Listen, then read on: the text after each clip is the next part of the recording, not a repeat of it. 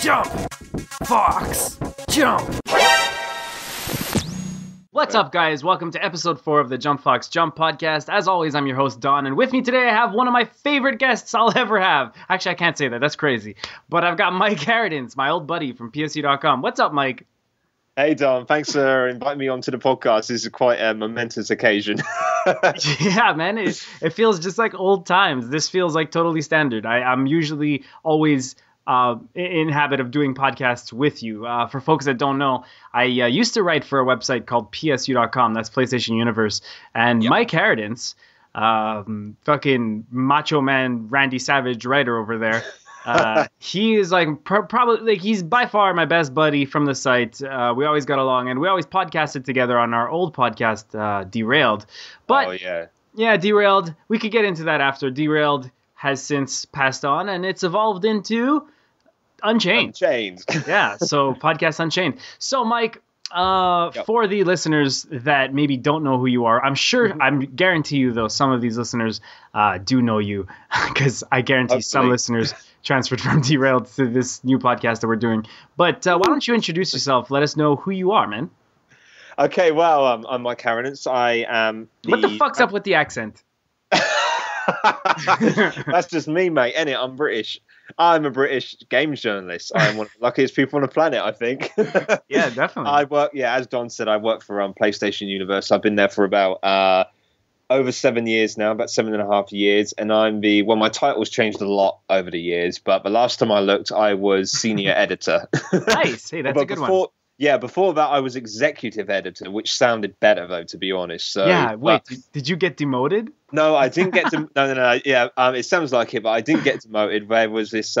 We decided to kind of like streamline the whole process. So we got our contributors, our editors, and our senior editors now, basically. And senior editors, I'm doing exactly what I've done before. I basically go over people's work and stuff as an editor does. But I also write features, I write news, and as of March this year, I'm also going to events. Awesome.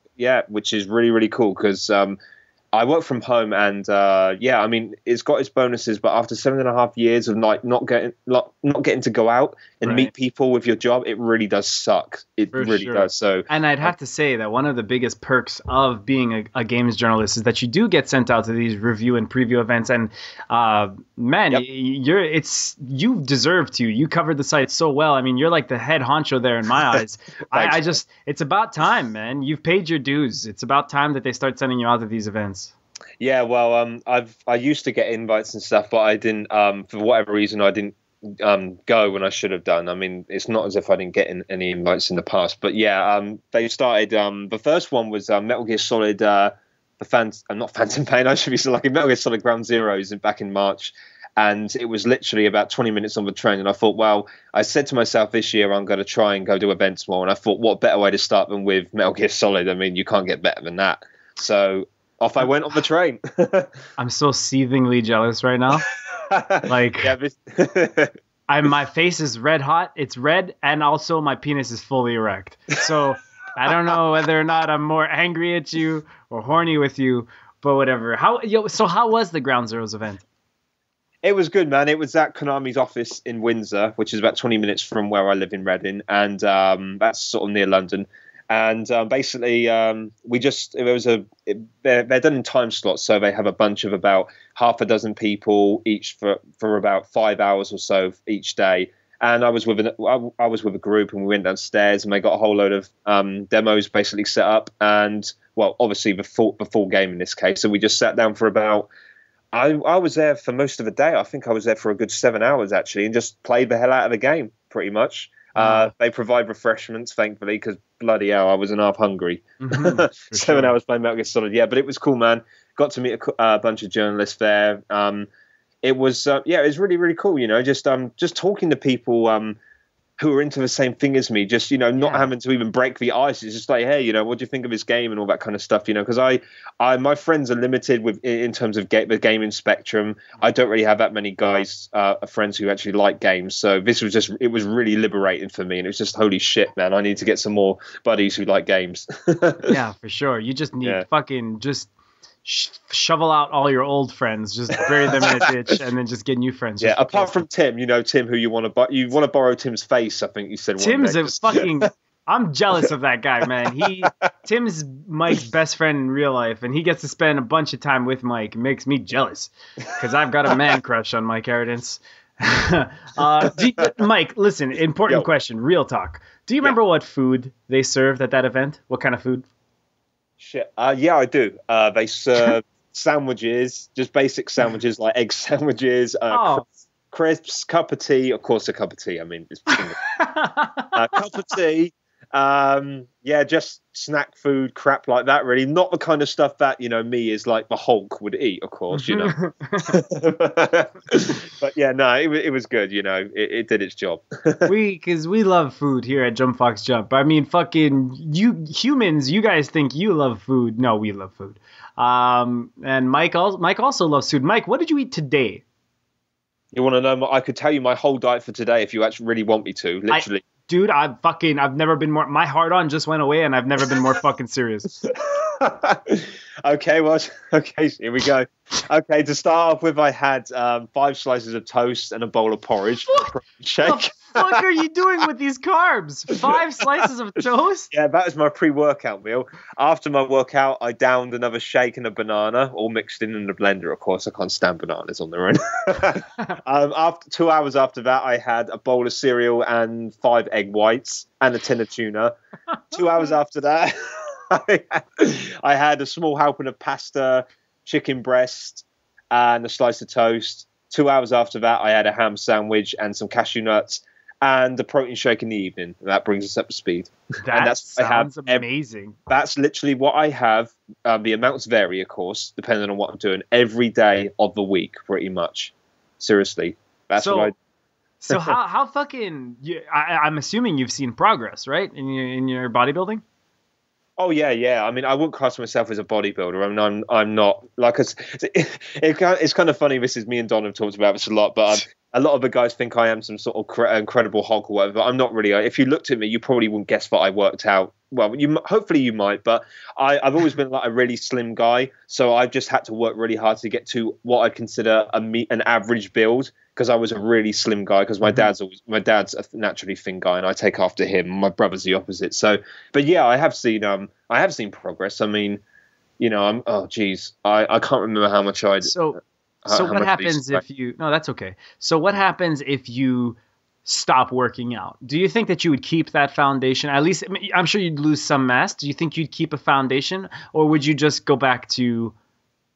Like, would you just see muscle atrophy to the point where you would go back to before you started working out? It would all depend on what I ate. If I ate healthily, I'd keep a lean figure, and I would probably keep some mass just from the protein and stuff, but not working out. Obviously, if I didn't lift weights at all, it wouldn't. Obviously, I would lose mass. But if I ate whatever the hell I wanted, and I was gorging on fucking McDonald's and KFC and stuff, all the stuff that tastes nice but is shit for you, basically, then I would turn into fucking Jabba the Hutt in a couple of months, I'm sure.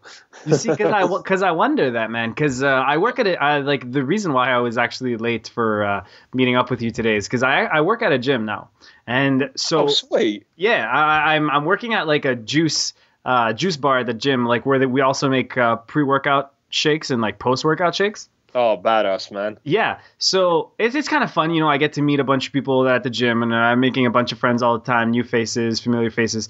And the thing is, sometimes I see these guys. What made me think about this is I see these guys in there every day, just pushing, just fucking redlining, like, just like going for it. And these guys have chests bigger than my fucking head, and their biceps look like they could just fucking be their own weight machines. Like, if you lift these guys' arms, like, I could get a workout lifting up these guys' arms.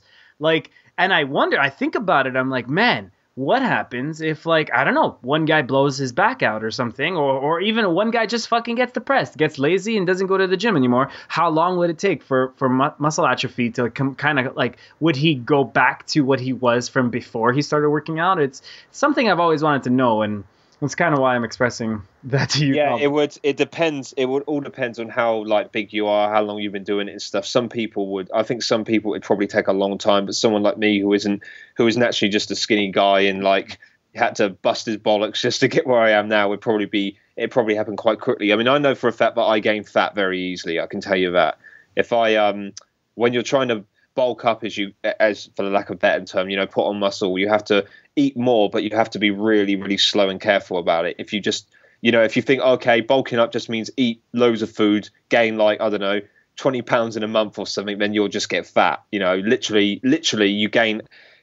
It's so, I mean, there's so many conflicting views out there now on the internet and everything. But when it all comes down to it, if you brush away all the bullshit, unless you're a noob, i.e. you haven't done any weight left in all your life, or you're on steroids, neither of which applies to me, you can only expect to gain about 2 pounds of muscle a month. Now, that's not very much when you look at it, but in a year, that's 24 pounds. Right. If it's all more or less all good quality muscle mass, then that will, if you have a picture of you before and after, that will really notice. Cool. So really, you're more focused on just like month to month, week to week, month to month. You're not really looking at any progress at all. You have to take at least 6 months out, before you compare pictures and stuff. Right. And really what you're focused on in the short term is strength gains. If you're gaining strength, you are building muscle. And that's what you have to remember. Cutting's easy. I can do cutting, just losing weight and stuff. I can lose about 1.5 pounds a week and get I've had times when I've easily shredded down and got a 6-pack and got really, ripped abs and everything, man. I look like Brad Pitt and Troy when I've done it really hardcore and stuff. But it's like, wait, you mean you looked like a gay person? Okay, well, I'll take that back. No, I'm kidding. Was Brad Pitt's character gay in that movie? Was he homosexual? Achilles? No, he wasn't homosexual. No, okay, no. So it was Orlando Bloom's character. Yeah. Weren't they all gay though, ancient Greeks? Let's be honest. Yeah. Weren't they all pretty gay? Yeah, most probably. But I got really ripped before, but I've always said it's good to look like that, but I never wanted to be like the kind of like the skinny model look and everything. I always thought, you want to have a bit of muscle on you as well. It's good to be ripped and have some mass as well, rather than just looking like a 16-year-old boy, look at my 6-pack, innit? It's like, yeah, whatever, mate. So like, working out boosts your testosterone a bunch. Have you realized like any changes in your balls? Like, have your balls gotten bigger? Or like, have you realized the difference in your dick or your hard-ons? Well, shit, we can talk about this. This is liberating. Yeah, fuck, JumpFoxJump is fucking crazy. We don't give a shit here. All right, well, fuck it. Yeah, okay. Since I have been working out, my sex drive has increased a lot, which is bad because I'm not having sex with anyone. But yeah, if you want me to be honest, I'm fucking wanking a hell of a lot more. Yeah, I can't. Unfortunately, I would love to say that my dick's grown an extra 2 inches as well, but sadly it hasn't. Yeah, all right. Yeah, I mean, because let's be honest, if there was concrete evidence that your dick grew when you worked out a lot, every fucking guy would be hitting the gym every day. But dude, okay, I don't know. And actually, no, you did say everything goes well, dude. Believe it or not, there are. Okay, this is going to a whole new kind of territory here, but there are actually ways you can make your dick bigger by doing exercises, and I am not bullshitting you either. Like what kind of exercises? What you want to know? Seriously, I'm not bullshitting here. I'm not going to turn around and say, "Hey, I made you look." No. Okay, you do something called jalking, which is literally where you, trust me, you look online, go to a site called Good Looking Loser. I'm not bullshitting you. This guy really, this guy is, it's the real deal. You make a ring finger with your hand. You know what I mean by that, yeah? With your index finger and your thumb, and you put that around your dick. You've got to be semi-erect doing this, and you milk it for 2 seconds, and then you do it with the other hand, and you keep doing it like that. And another one is where you get a hard-on. You take the ring finger again, put it at the base, and you squeeze for 30 to 60 seconds. And I am not fucking joking. After about 6 months to a year, your dick will get bigger. Okay, I can't believe I'm fucking saying this now, but I've got the balls to do it. But I have done this for a year. I've done this for a year, and it fucking works. No way. Okay, so hold on. You take your ring finger and your thumb, and you put it around your dick, and you just kind of jerk it, like as if you're jerking off with one finger? It's like a jerking motion, but it's not in the sense that you don't want to go too fast. You want to do it. You want to grab it, and I can't believe I'm talking about this. Hey man, don't worry. It's fucking. Don't worry. It's JumpFoxJump. This isn't anything. Yeah, I know. No See, I'm not PSU, used to it, man. I'm used to guidelines and shit. Yeah, fuck that. Yeah, fuck that shit. Yeah. Okay. Yeah. Literally, you grab a ring finger and you go right to the base. Underneath, and you go 1, 2, change hands. 1, 2, and you do that. You start off about 10 minutes. About 4 to 5 times a week, and you increase it up to about 20 minutes, and you do the other one I mentioned as well, and you will fucking grow. I have fucking done it, and I'm not joking. It works. There are other methods out there which requires buying various equipment and stuff. I'm not talking about all this crazy shit like hanging weights from your dick and all this kind of stuff. It's basically a pump, and you use it's a water-based pump and stuff. I can't really comment on that particular thing, but this, like I said, this good-looking loser guy, he swears by it and stuff, and he's I'm not joking. You go there, he will show you. I'm not joking. He has pictures of before and after. Not safe for work, ladies and gentlemen. Just so you know, these pictures, he's got his dick out, and it's clearly bigger than what it was like a couple of years before. So yeah, you seriously, you go there, man. Any guy who's listening to this who isn't happy with his equipment, then well, it's sorted. The crazy thing is, man, seriously, it just makes me sad that there are people out there paying thousands of pounds for surgery and trying all this bullshit stuff like strapping, like putting patches on you and on your dick and taking pills, which is bullshit, man. Surgery, does that work? It does work. Like, what do? You fucking silicone in your dick? Yeah, literally. I think they take fat deposits from your arse and stuff it into your dick, basically, and sew it back together. But that shit is like, I mean, why the fuck would anyone want to do that when you can do literally the equivalent of weightlifting for your dick? It's like, exercising, seriously. Listen, man, I already have a small butt. I've had girlfriends comment that I have a cute little small butt. I can't afford to take fat from my butt and put it on my dick. That shit's valuable. Like, I actually have to think about it now. I'm like, shit, do I lose more butt? No, you don't want to do that, man. That's a waste of time. Seriously, that's what I just like. Guys, just joke, 6, 12 months, Joke. Just joke, man. Just joke, bro. Seriously. Bro, do you even joke? Do I what? Bro, do you even joke? Do I? Yeah. What is it? No, not. I'm just. Stop it. Anyways, what is it called? How do you spell it? JELQ. Oh yeah, Ultimate Guide to Jelking. I see that here. Yeah, seriously. Oh, that's hilarious. Okay, so guys, if you want to, go check out goodlookingloser.com. Yeah. I'm sure he'll appreciate the free hits there as well. Yeah. Oh, this is really not safe for work. No, it's not. But the guy's got all sorts of stuff. It's not just like how to make you bigger. It's like how to get laid. It's like overcoming depression, anxiety, how to make money, all this kind of shit. But seriously, this guy is like I think his like tagline is self-help for douchebags or something like that. I don't know, some weird kind of thing like that. But yeah. I see. So what are you doing? Are you essentially taking the blood pressure from the base of your dick and kind of pushing it to the tip? That's exactly what you're doing. Yeah, that's exactly what you're doing. And you're working the tissue out basically. And just like when you're weightlifting, it repairs itself and it makes it bigger over time. Like I said, this shit it's not gonna happen overnight or even a few weeks. It's gonna take, like I said, God, I hope this don't bite me in the ass admitting this, but I did these exercises. I thought, what the fuck have I got to lose? I did them for a year and I saw awesome result, I'm not going to say any more than that. Jesus, do you mind if I do it right now?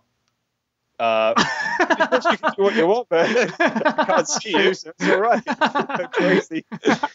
But the only thing is I would suggest using some kind of lube, man, because you don't want to be joking with no fucking lube because you'll get some.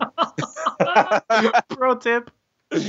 Bro tip, yeah, bro fist. Oh, that's fucking hilarious. Okay, so anyways, let's dial it back a little bit. Sorry. Yeah. How did you go from how did I become a journalist to having dick bigger? Yeah, so I guess we were talking about fucking. Anyways, we were talking about the gym. Let's just dial it back a little bit more. But yeah, so it's fun working at the gym, and also it's hilarious that they serve tea at that event. So Mike, you're a video game journalist for PSU.com. Now, what I'd usually do is I have people from a bunch of different backgrounds and a bunch of different kind of people that do different things with their life, people that have different passions and different hobbies and different interests on the podcast. So, and they usually explain how they got into that. So why don't you tell the audience, like, how do you, I know about this obviously from writing with you and writing for sites, but like, why don't you explain exactly how you got into journalism? And then we can transition into how people nowadays can get into journalism. Yeah, Video sure. games. Yeah, no problem. I'd be glad to. It's what do you want to know? The whole thing, literally, how I literally first started off, not just with PSU. Yeah. Yeah, like what was your origin? All right. Well, yeah, this is kind of easy. Well, I basically started off writing for a site called Cube UK. This was back in the GameCube era with a couple of mates, just for fun, basically, non-paid.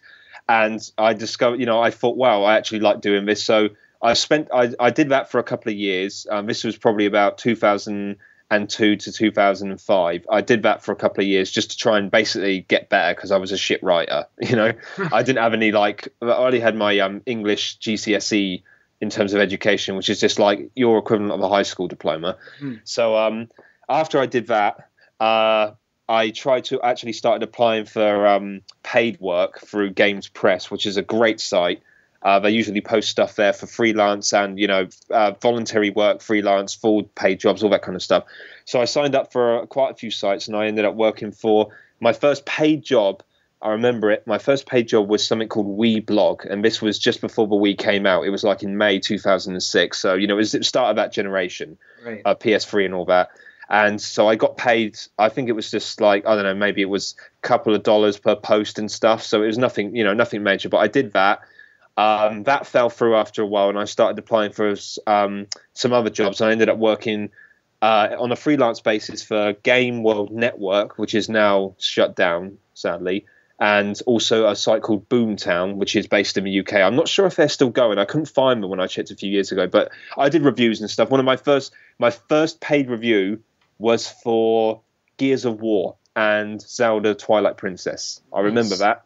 Yeah, and so I did that I remained at those sites for a couple of years, but in that time, I mean, I didn't have another job. Literally, I was living off what I earned, so I was writing as much as I could because it was a pay-per-piece job.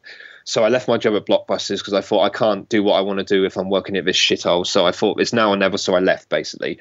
So I was working there, and I wanted to try and do, obviously, earn more money, and my friend Jamie from Strategy Informer recommended PSU.com, and he said, hey, these guys pay, I'm not going to say how much, obviously, they pay a certain amount per news posts. Try them out. So I did. I applied initially to write walkthroughs because I wanted walkthroughs, and I was like, yeah, I can write all this Resident Evil stuff. Here's some of the stuff I've done on this Resident Evil fan site, character profiles, walkthroughs, all that kind of stuff. Of course. So they took, yeah, exactly, man. So I jumped on board there, but I ended up just writing news, literally, and because I wasn't working anywhere else, I literally had pretty much full-time hours just to sit there and write news all day on PSU, which is literally what I do now anyway, minus a few differences. And after a while, I became an editor there because they saw that I was doing pretty well, so I could edit my own stuff and other people's after a while. And then I kept basically doing that until October of that year, which was 2007, and I got offered a full-time position. And ever since then, I've pretty much since October 2007 been working at PSU full time. I eventually left those other two sites I mentioned, Gametown and not Gametown, Boomtown and Game World Network, because I couldn't do them all with PSU. It was too much work, and I don't think they liked me working on other sites while I was getting full-time wage. Right. So I left there, and I literally spent the last 7.5 years at PSU working my way up the ladder. I became like a managing editor and an executive editor, and now I'm senior editor, which is the same. It's just a different title. It's doing the same things. And I started off with news. I transitioned into reviews. I've done features. I've done previews. Obviously I've been going to events, so I've done previews. I've pretty much done everything, even database work and stuff. And I even wrote a walkthrough once for Resident Evil Code Veronica, which I never used, sadly, but because we never really did walkthroughs in the end, which is a shame because of a HD re-release that came out. That would have been perfect, but whatever. And yeah, that's where I am today. And touch wood, I'm touching my table right now. It's still going well. It's been a bumpy ride. We've had some pretty bad years in the last couple of recently-ish, but things are still doing well, and I'm enjoying it. So I'm happy where I am. So I've still been doing that, man. And I can vouch for Mike. Let me tell you, when I started back in 2010, 2011? 2011. It was 2011. 11, man. Yeah, 2011. I started back like about 3 years ago now. Damn. Yeah, for real. Holy fuck. I mean, Mike was there, and when I started, Mike was holding the fort. Like he was holding down the fort with Adam. Adam Dolge would kind of chime in every once in a while. Fast forward. Adam. I miss Adam so much. Look, this is my podcast. I can say whatever the fuck I want. I'm not in good standings anymore with PSU.com. I don't know. I don't even know what the fuck happened. I'm not even entirely sure myself, but I kind of. Yeah, apparently Mike isn't even really sure, but apparently management at PSU isn't a fan of me, despite having put a lot of time and effort into the site. I started the podcast channel for PSU.com, which is now pretty successful, as I could see. And so that's fine. I mean, I'm telling you, Mike, if you weren't involved with Unchained, if you didn't take up the mantle, so to speak, I would have been really pissed. Like, I was already a little bit upset to see that you guys were using the channel without me, but the channel that I created on PSU, seeing it kind of maintained by you, I'm happy with that. Now, you're not the one who posts the content up onto the site, onto the Podbean page, so whatever, that's still a little bit shitty. That was more to do with time than anything else, I think. Yeah, and that makes sense. Yeah. You're a really busy guy, but I was saying, I mean, if it wasn't for you, man, I would have fucking just lit some shit on fire. So basically what I was saying is I started, Mike was a powerhouse, and from the time that I left, I had a kind of a falling out with the website. Nothing too big, nothing dramatic. I don't hold anything against anybody, but I just stopped working for them. Mike was still kind of fucking the powerhouse. And I would say that he still is today. You're the majority of that website, man. And they owe a lot to you. No, they don't even have to thank me. I've told you this a million times. Everybody always tells you this, Mike. Don't be so humble. They owe a lot to you. It's just me, man. It's just me. It's all me. Yeah, it's just me. It is. Yeah. I mean, I'm full time, I suppose. I suppose it makes sense, really, isn't it? I mean, But there's nobody else at PSU that I value. I don't value anybody else's opinion more, and I don't get along with anybody else more. And I don't know. It's just apart from Ben, maybe. Yeah, Ben's a cool guy. Ben's a very cool guy. But yeah, man. So that's kind of what happened with PSU.com. I don't expect, if you're a fan of this podcast and you came over from Derailed, don't expect me to go back to PSU.com anytime soon. I guest on their podcasts every once in a while. I just started. Last time I guested on Racial Diversity Gaming Hour, right? Yeah, that's right. And then just a few days ago, I guessed it on PlayStation Unchained, which is the spiritual successor to PlayStation Derailed. It's Derailed in everything but name, pretty much. Yeah. And it's except for the cast. But I do plan on coming back. Mike does want me to come back to Unchained, which is very cool, and I totally want. This podcast, let me tell you, this episode, the 4th episode, I'm already extremely happy. Us talking about fucking, what is it called again? Jelk? Jelking. Us talking about jelking already. Fucking this. I'm sold. Seriously, number 4 is gonna be a podcast to remember. But yeah, man, I would totally love to have you on here again. Awesome, man. That'd be great. Yeah. But yeah, so basically, that all this goes to say that working in video games, working in the games journalism does have its complications. It's a very competitive field. And that's kind of what we're going to transition into, talking about, other people who are interested in writing about games. If you have a passion for games, if you really feel like a fire in your stomach, which is something that Adam Dolge kind of taught me a long time ago, basically, a good journalist will feel that fire in his stomach. I remember that. I remember him saying that. Yeah. Yeah, and man, I miss Adam. I do. I miss Adam a lot. I have to admit, me and Adam. So I don't want to derail too much. No. Me and Adam. There was a period where before Stephen came in really on full time. That's a shout out to my boss, by the way, Stephen Williamson.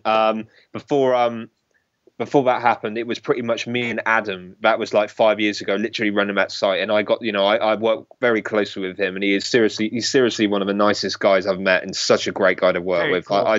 I'm still in touch with him, but I won't lie, I miss working with him a lot. I really do. Yeah, man. Plus, that guy taught me so. Listen, when I started at PSU.com, I was an intern, and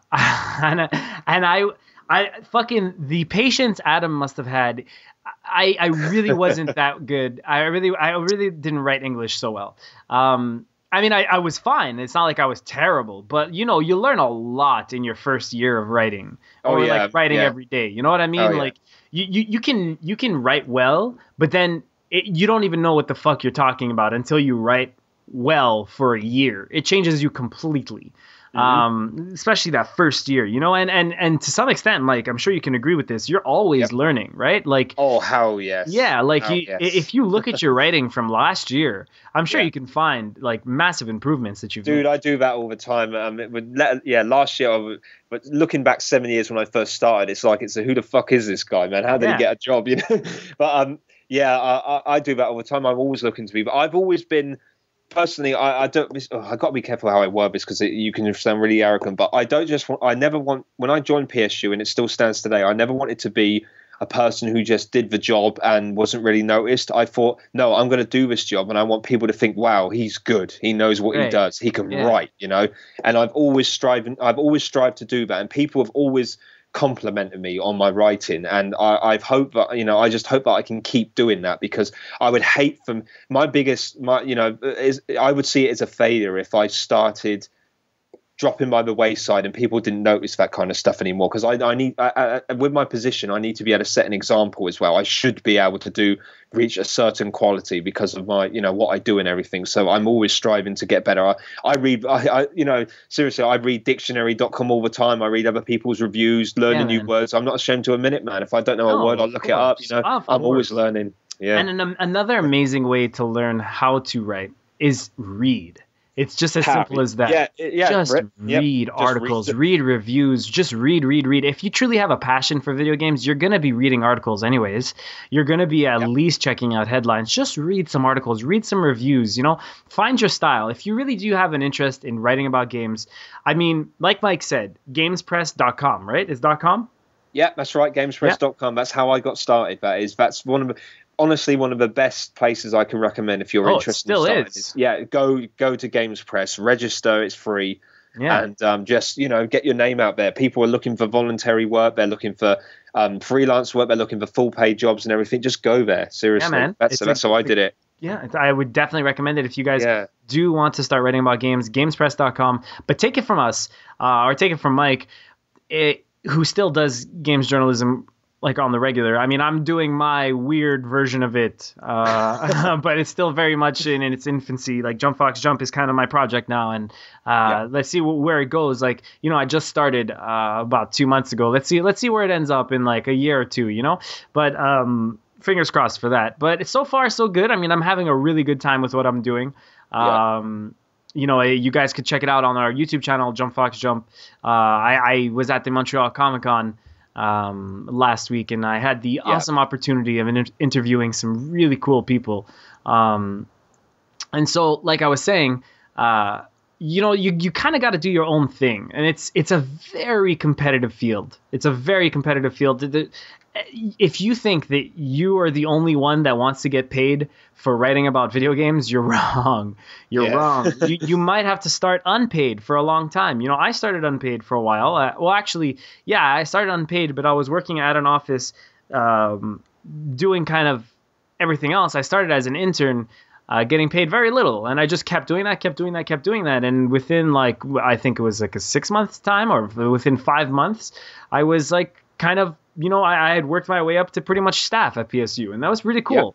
I was very lucky though, because I worked in the office with the owner of the website, or co-owner, or part owner, or however that even worked out. So that obviously helped, but the reason why I got that job is because I would read a bunch of different websites every day, and one day I saw a posting about an office for that website opening up in my hometown, so in Montreal. So I said, "Holy crap!" And I didn't even bat an eye. I just automatically, just instinctually, just applied, and it was one of the best decisions I've made in my life. Like I have had so many cool experiences because of that. I met so many cool friends, Mike being one of them. I just. If you have an interest, you have to go out there and fucking try to capitalize on it. You're not going to get a job getting paid for games if you just sit on your ass. And I mean, you know, Mike can attest to that. He's worked so hard in the past few years. And look at him now, you know, like you're going to start going to events, you know, you're getting a salary from PSU, I'd imagine. And like, even if it's not like, you know, fucking a shooting star salary, it's still, man, you're getting paid for doing what you love, which is fucking already leagues above someone who's getting paid much more doing something that they fucking hate. That's exactly what I say. Yep. Exactly. Yeah. Like it's so, you know, fucking Freud said, you know, fuck Freud, first of all. But he says, what he said, one of his most famous quotes, it was that your happiness in life is determined by two things: what you choose to do as a job and your sex life. And I think there's some validity to that, man. I think that what you choose to do for the rest of your life, think about it. You're going to be fucking doing it every single day. And now you can change careers, but at least do things that'll interest you. At least do things that you know you're curious about or you have a passion about. And it's tough in today's society. It is. You know, not everybody can fucking write about games, but I'm sure everybody has multiple hobbies and passions. But if gaming is your only passion, your only hobby, and the only thing you fucking care about, well then guess what, man? Start fucking approaching it in some aspect. If you want to be a designer, write a fucking game design doc, you know? Sorry, if you want to write about games, start fucking blogging. Get on Destructoid. You know, I recently tried contacting PSU to start fucking blogging for them again, and they didn't reply to me at all. So I said, okay, fuck that. So I started my own little blog, you know, and I contacted some other websites for freelance, and it ends up fucking working out. Trust me. So just give it a shot. Take it from Mike. Take it from Mike. You just got to put in some effort. You don't think you're gonna get paid right away. No, I wasn't. Yeah, exactly. Don't think you're going to get paid right away. Don't think you're going to get all the glamour, but nobody does. Everything takes work, man. Yeah, I think it was I think it was about 4 or 5 years till I got paid. Seriously. That's when I started. So yeah, a long ass time. And even when I did get paid, it wasn't much. So yeah. Well, that's how it goes, man. Yeah. Look, Mike, I also started another project in my life. I started doing stand-up comedy. Sweet. Yeah. So like just going out there to an open mic night, like just kind of showing up, applying, first of all, showing up and getting on stage for the first time and just kind of going over some material that you wrote. It is daunting and it is nerve wracking. And oh God, that just sounds terrifying. It is. It kind of is, man. But let me tell you, like I got up on the stage, I did my first open mic night was about 2 weeks ago now. And it's something that I want to pursue. I really do. I feel like I could hone that skill of stand-up comedy and make people laugh. I've always loved making people laugh. I think you're a funny guy, if that helps. Hey, thanks. So I mean, it's you get up on the stage and it's so much, you know, especially if you have. I don't have stage fright. But I can tell you that it's fucking nerve-wracking to just be in front of people and have to, even if you're in a band, if you're a musician, if anything, be in front of people and you have to kind of go over something that you've written yourself. I got on stage and I just had a fucking blank, just a mental, like everything just went away. And I had to kind of improvise on stage. But and it didn't go so well. I forgot a lot of my jokes and this and that. But let me tell you, when I walked off that stage, Mike, I felt like $1,000,000. It was an amazing feeling because I fucking tried something that I was terrified of. And I fucking didn't even do that bad. People enjoyed it. Awesome, man. Congrats. I didn't actually know about that. Yeah, dude, it's fun. It's a lot of fun. It's something I'm gonna keep trying to fucking do. We don't have much time here. We've only got a couple of minutes. We've only got a couple of minutes left in this episode. You got to go soon, right, Mike? Yeah, unfortunately, I do have to go. So I just wanted to end off on a few things. Mike, we didn't get to talk about it, but you said that you had some words about my interview with. If you guys go to the YouTube channel JumpFoxJump, I interviewed the original Red Power Ranger, Austin St. John, who was an awesome dude. He was an awesome dude. I interviewed him. He was very fucking nice. And I had a great time doing it. And I put up a video. Go check it out. It's pretty funny. Mike, you checked it out. Told me you wanted to talk to me about it. What's up? Yeah, my inner 90s kid was just screaming all the way through that. Yeah, it was just awesome. Yeah, Oh, it's I just couldn't believe it, man. I mean, those guys were my heroes when I was like about 10 or 11 years old and stuff. I just thought it was awesome, and he generally seems like a nice guy. Actually, I mean, I don't know what the others are meant to be like off camera, but he seems a real cool guy. Yeah, I could tell you really quickly. I didn't get to meet Walter, which is the Black Ranger. I didn't get to meet him. I have met Jason David Frank, who is the Green Ranger. Oh, Tommy, yeah. Yeah, Tommy. Thing about Jason David Frank is he's so famous. He's so like Power Rangers famous. You know what I mean? Yeah. He's so famous, and it kind of got to his head a little bit, like just requesting to have some time with him, and he kind of has to think about it, ask his agent, and he looks at you all weird, and he's like, "What do you want to do?" But he'll still give you some time. He's a cool guy. The Blue Ranger, David, I think his first name is, the real actor. David. I'm just trying to. I can't remember his surname. Yeah. In the show, his name was Billy. Billy. Yeah. Yeah. He, unfortunately, I don't know what he had gone through that day. Again, I've only spoken to him for freaking 2 minutes in my whole life, and I'm not going to judge him based on this 2-minute conversation. But he was very, very hard to talk to. He did not want to be in any type of interview. He didn't want to know anything. I asked him, I'm like, "Hey, can I interview you?" And he's like, "Well, what are you going to do with the video?" And I'm like, what do you mean? What am I going to do with the video? Like, it's going to be an interview. And he's like, "You're going to post it on your channel?" I'm like, "Yeah." And he's like, "Oh, well, we didn't really talk about what we're going to interview about." So he's like, "I'd rather not." And I'm like, "Okay, well, can I interview and then just keep it for myself, like something personal?" And he's like, "Well, now I don't believe you. Because I don't believe what you'll do with the video." I'm like, "Okay, Blue Ranger, whatever." Like, as if I was going to be like, fucking XXX, fucking controversial interview with the Blue Ranger.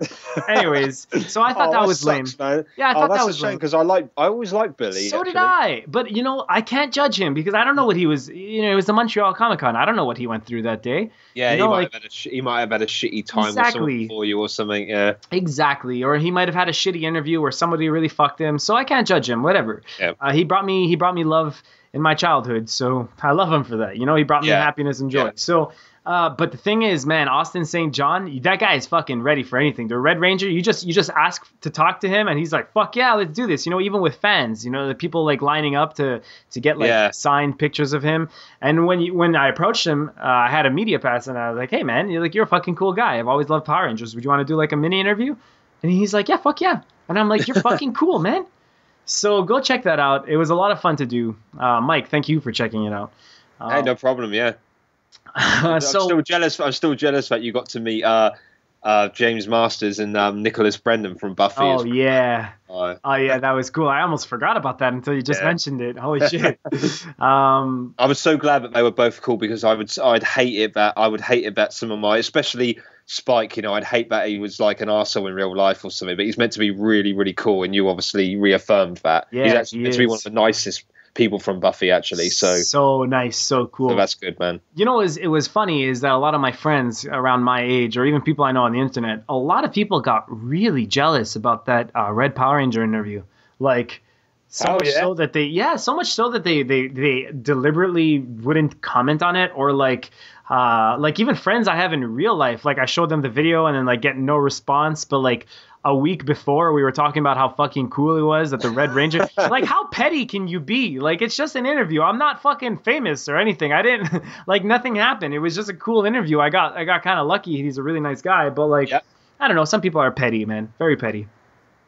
Yeah, that's true, man. And with that, I guess we'll end off this episode. Mike, thank you honestly so much for joining me, Mike Harradence. It's always a pleasure to talk to you, brother. Yeah, man, it's been great, man. Really, I'd happily guest on this again, and hopefully we'll get you back on Unchained as well soon. Yeah, man. So if fans want to, if listeners of the show want to contact you in any way, or I know you're not a big fan of social media, so you don't have the whole Twitter or Facebook thing, no. But maybe they can email you. Would you be cool with that? Yeah, you can email me at mike.harradence@psu.com, all lowercase letters. Yeah, sadly, it's just email for me. I never really jumped on board Twitter and all that, but people have tried. Believe me, they have tried. we're trying to sign a petition now to get Kaz Hirai to personally ask Mike to sign up to Twitter.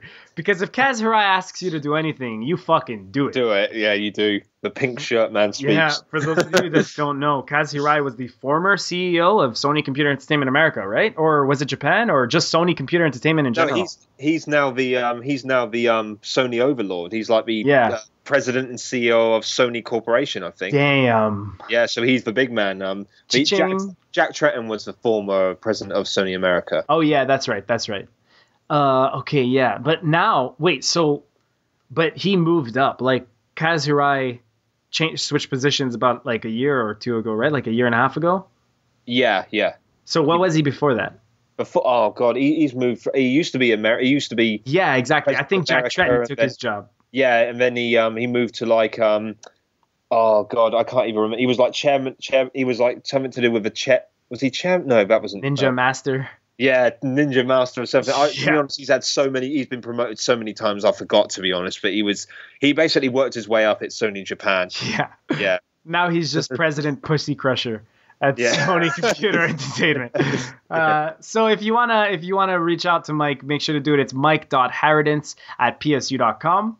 If you wanna email the show, it's JumpFoxJumpGaming@gmail.com, or you can just send us any tweets at JumpFoxJump. I'm at Donother, DONOTHER. Follow us, do whatever the fuck you want, or don't. Interact with us. We love you. Thank you for joining us. Mike, any last words? Yeah, I just want to say thanks very much for having me on, man. And if anyone does email me, I appreciate it. Nice to know that people want to hear from me on anything. Games journalism, Jalkin, whatever, man. Jalkin. Just send Mike pictures of yourself, Jalkin. All right. It's always a blast, buddy. Thank you guys for fucking tuning into the 4th episode. It was a blast to record. And hopefully more soon. Take it easy, guys. Jump! Fox! Jump!